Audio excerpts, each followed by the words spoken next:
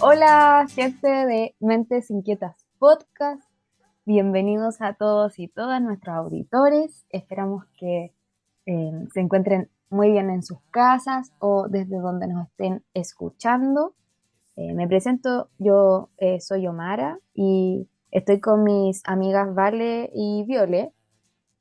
y les damos oficialmente la bienvenida al capítulo de hoy. Bueno, para que nos conozcan un poco más, nosotras somos tres estudiantes de trabajo social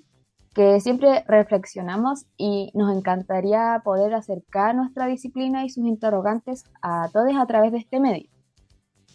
Y en el capítulo de hoy día vamos a conversar sobre la revuelta social, el trabajo social y la influencia de la epistemología en la disciplina. Bueno, ahora ustedes, me imagino, se preguntarán qué tienen que ver estos tres elementos. Bueno, nosotras también. Así que para comenzar de lleno es importante partir preguntándonos cómo estamos haciendo trabajo social actualmente, desde qué perspectivas estamos pensando el trabajo social históricamente y cómo pensamos la intervención del trabajo social. Bueno, de hecho, hay una autora argentina que se llama Alicia González Saivene, quien nos plantea cosas muy interesantes en uno de sus textos, que es el impacto de las producciones filosóficas y teóricas epistemológicas en la constitución de la disciplina, que en el fondo va a ser nuestro fundamento teórico para este capítulo y para la reflexión que esperamos entregarles. Pero bueno, el texto explica que hacer epistemología en trabajo social es también pensar en los fundamentos y en el desarrollo de la misma disciplina para poder conocer nuestro pasado, analizar nuestro presente y también pensar en posibilidades para el futuro. El texto de Alicia se aborda a partir del concepto de ruptura epistemológica, que es un concepto propuesto por el filósofo y epistemólogo francés Gaston Bachelard, quien nos explica que la ruptura es una ruptura, valga la redundancia, de una perspectiva teórica o de un campo disciplinar a partir de un obstáculo epistemológico, y que esto implica una reconstrucción parcial de nuestro pasado y a la vez nos propone la creación de nuevas alternativas para el futuro. Esto también amerita una constante vigilancia epistemológica, según lo que propone el epistemólogo,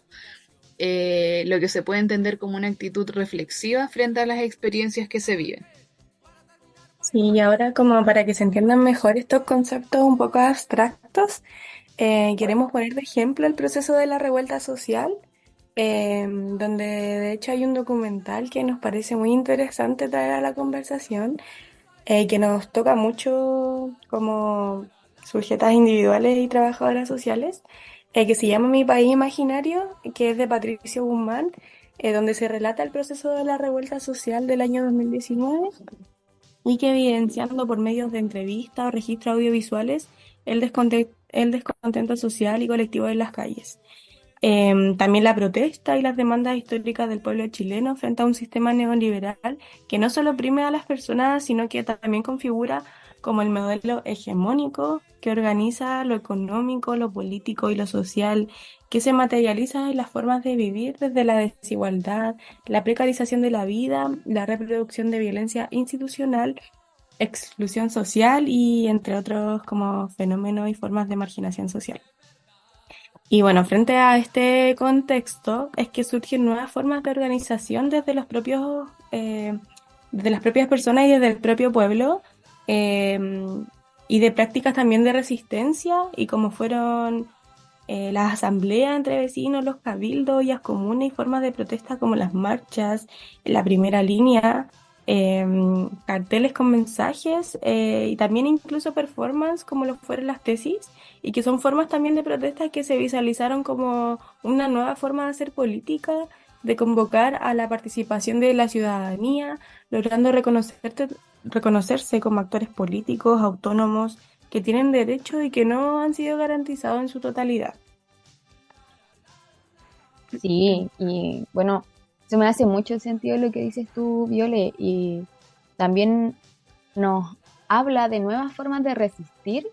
y nos hace replantearnos el orden que estaba establecido desde el propio sistema. O sea, la revuelta fue un proceso que nos interpela a todos y todas en la sociedad. De hecho, Patricio Guzmán dice que dentro del documental, antes la revolución era pensada y dirigida por los partidos políticos,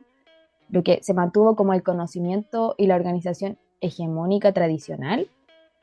pero con la revuelta el movimiento desconfía profundamente de los partidos políticos y de las instituciones establecidas. Entonces, esto nos está hablando de que hubo un proceso profundo de cuestionamiento a lo establecido como a lo tradicional y que viene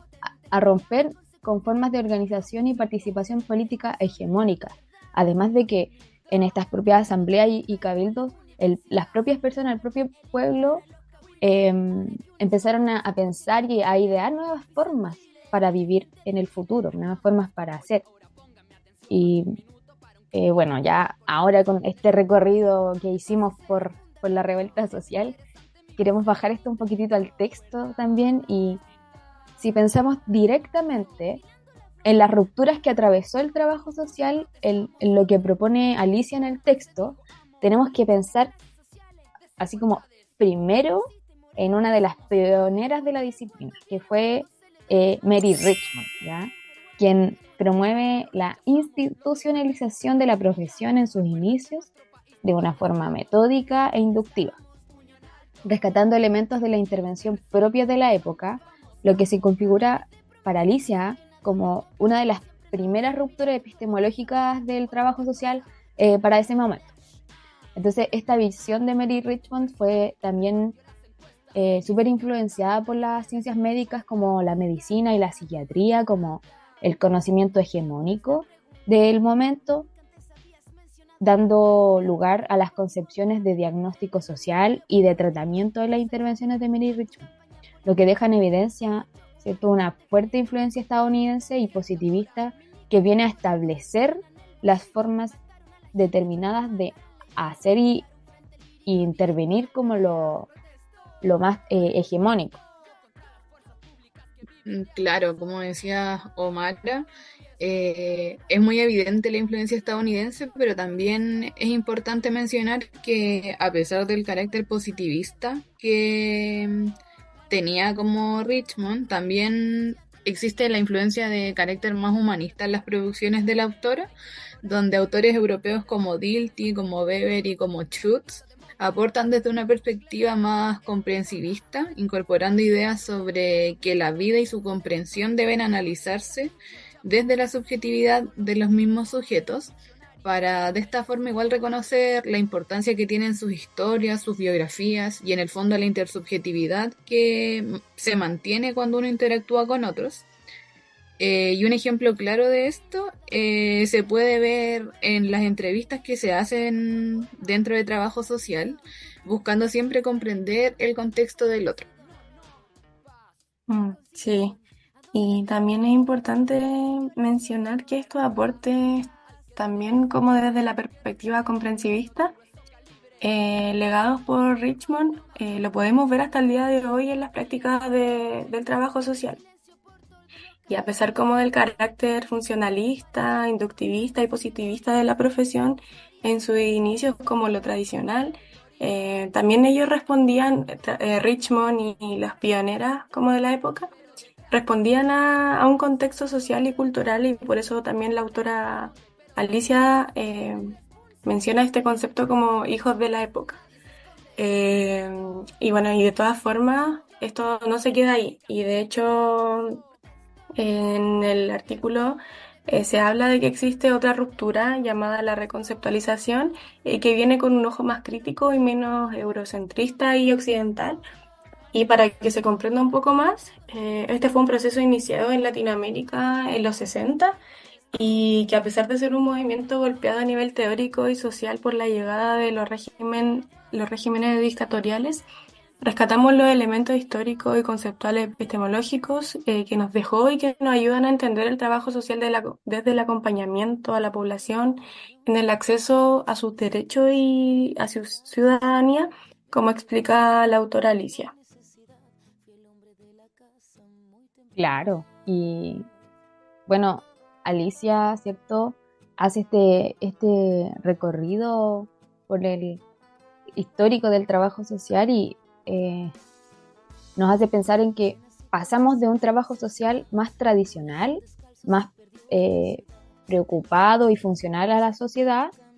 a un trabajo social que busque el reconocimiento del conflicto social, de los derechos de las personas y la necesidad de acompañar a las personas en situación de vulnerabilidad social. Sí, y también, bueno, ya para ir cerrando el capítulo de hoy, nos gustaría rescatar lo que plantea Alicia al final del texto, que nos explica la importancia de acompañar a las personas en el proceso de la toma de decisiones y con respecto a sus derechos, dándole relevancia a sus propios saberes y posibilidades. Y lo que nos hace pensar también en la experiencia del estallido, donde se resignificaron mucho los saberes populares, la importancia del territorio, de los contextos, y había una sensación de colectividad, o sea, de que se comprendía la subjetividad de las personas, del por qué estaban en las calles protestando, y no era algo que solamente se reducía al cambio de la Constitución, sino que era un cambio sociocultural y de paradigma, y por eso también la famosa expresión Chile despertó, ¿no? Sí, es muy cierto lo que dice el Viole, como desde el trabajo social también hay que reconocer la importancia histórica de la revuelta, como lo plantean las influencias comprensivistas de Richmond, además de que es un aporte en términos de un planteamiento crítico de la reconceptualización, donde se nos invita a replantearnos también nuestras prácticas en la intervención para buscar una perspectiva más interpretativa de los fenómenos y de los sujetos, y en el fondo que la experiencia de las revueltas nos deje claves de otras formas de intervenir y de hacer trabajo social,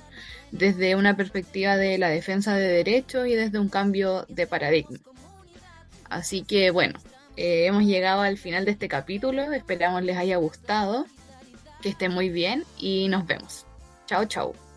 Chau. Oh. Bueno, para este capítulo se utilizó el texto de El impacto de las producciones filosóficas y teórico-epistemológicas en la constitución de la disciplina, de la autora Alicia González Isaibenes del año 2020, y el documental Mi País Imaginario del año 2022 de Patricio Guzmán.